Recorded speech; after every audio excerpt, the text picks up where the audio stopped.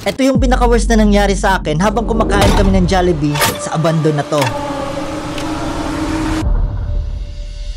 Ayan. Saan ba yan? Doon.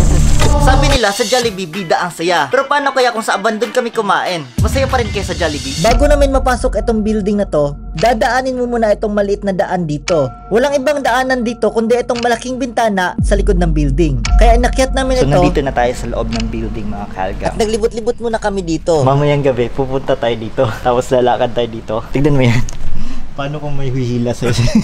Sobrang nabighani talaga ako sa mga abandon na lugar. Kaya gusto kong maranasan kumain sa loob ng abandon na ito. Merong lumalakad.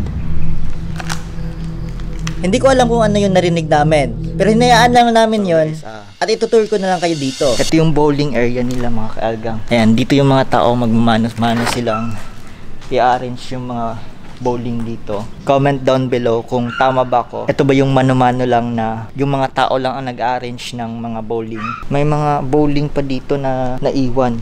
Nakapa kami ngayon dito sa mga kahoy. Medyo maluma na talaga yung mga kahoy dito guys. Wait lang bro. Padog ka to bro. Rinig mo yun? Oh, padog ka to bro. Parang dito yan bro. Nagit to diyan bro. So parang meron kaming narinig na lumalakad dito mga kaalgang. Ewan ko lang ba kung narinig to ng mikropono ko kasi medyo malayo yun, pero rinig talaga namin doon na parang merong lumalakad. At nung paalis na kami sa building na to, nagulat ako sa nangyari sa GoPro ko. Kasi bigla itong nasira na hindi namin alam kung bakit. Tanaw akong camera bro. Record man. Record. Naka-record. Bye. Ang GoPro nag-error man. Ito naka-feel na gaytag Andra. Nga na nagalihok sa likod or sa gawas ata. Iuyog ko lang kuhan. Oo, nagauyog. Yung camera ko men. Naglolo ko bro. At eto yung nahagip ng camera ko nung nag-error na siya. Nag-glitch ito at bigla na lang huminto ang aking camera. Hindi na ito gumagalaw hanggang sa dulo nito. Hindi naman sira ang GoPro ko. At first time din ito nangyari sa akin. Gumana na ulit yung ano ko, GoPro ko. Ewan ko lang kung meron ba itong nahagip, pero titignan natin to. Halos lahat ng video ko dito ay humihinto. Kasi medyo matagal na din tong abandon at Pagkatapos naming umalis sa abandon ay bumili na kami ng Jollibee kasi gutom na kami. order na kami ngayon dito. Doon na kami kakain kasi gusto din namin mag-vlog. At balak namin kainin ito sa loob ng abandon. Doon tayo sa abandon kakain mga kaibigan. Pabalik na kami dito. Dito kami kakain. Meron kami nakita na maliit na bahay-bahay dito. Kailangan natin magdahan-dahan. Doble ingat kami sa paglalakad dito medyo kasi marupok na yung daan. high At dito kami kakain sa maliit na bahay na to. Meron kami nakita dito na bahay. Dito kami kakain sa loob. Maliit lang itong bahay na to kaya pinagkasya lang namin ang sarili namin dito. Ito yung ano, parang upuan nata to. Saka merong maliit na lalagyan ng pagkain nata. So medyo masikip talaga dito mga kaalgang. Kasya yung 2 tao lang talaga. Kahit masikip ito, basta gutom kami, kasyang-kasya itong pagkain namin sa lalamunan namin. What if balay din sa ano? Kanyang possessed nga dalba. At tinatakot pa ako ng kasama ko. At wala lang ilang oras na nakalipas, meron kami naririnig na parang may tumutunog.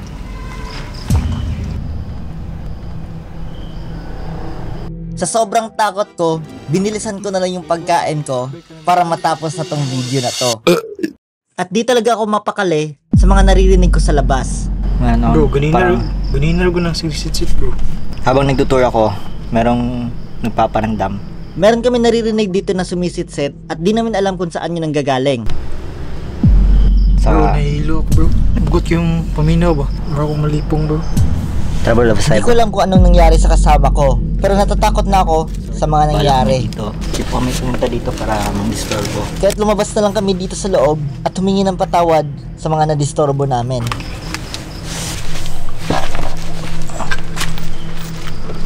Malapit na magdilim mga kaalgang. Pababa na yung araw. Dito muna kami hanggang alas 12. Magtatambay lang muna kami dito.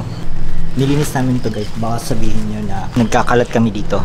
Nilinis namin lahat ng mga kinain namin. So sabi ng caretaker dito, 1989, sinira na to. Dahilan na hindi na i-continue ng owner itong store na to.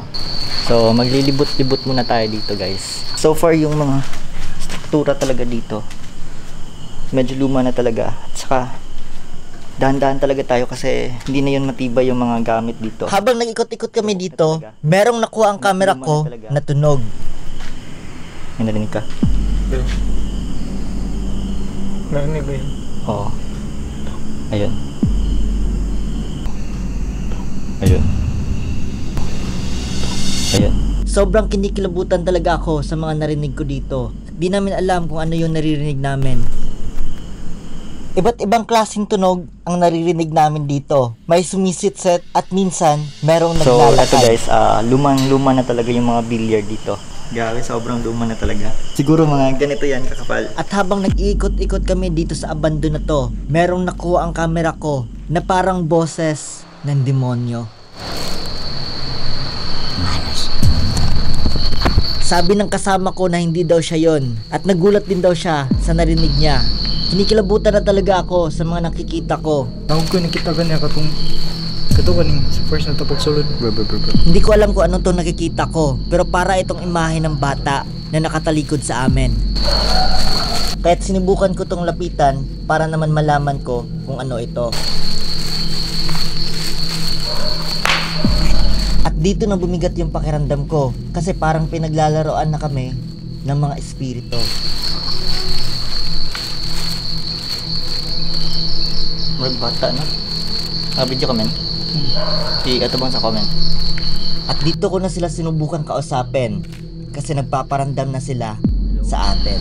Kung meron mang spirit na nandito, pwede ka bang magpagalaw ng mga gamit dito?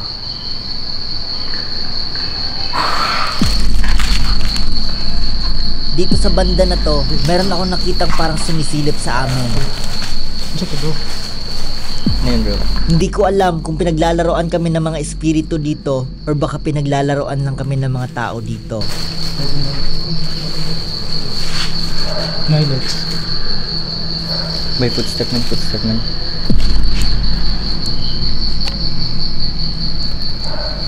Tapos ang feeling na ko karon bro, bugnaw, tapos ka ng ano, Klaro kay itong bugat yung feeling men. Balik sa ta bro, balik sa ta. Lumipat na lang kami ng pwesto kasi parang feeling namin na nadisturbo namin sila. Comfort room to, CR. Dito ko naramdaman na sobrang bigat na ng mga nararamdaman ko. Hindi natin alam kung ano ba talaga ang mga nangyari dito. Bro, tumamig yung pakiramdam ko dito. Tara. At isa lang ang masasabi ko, hindi masaya sa Jollibee pag sa abandon mo kakainin.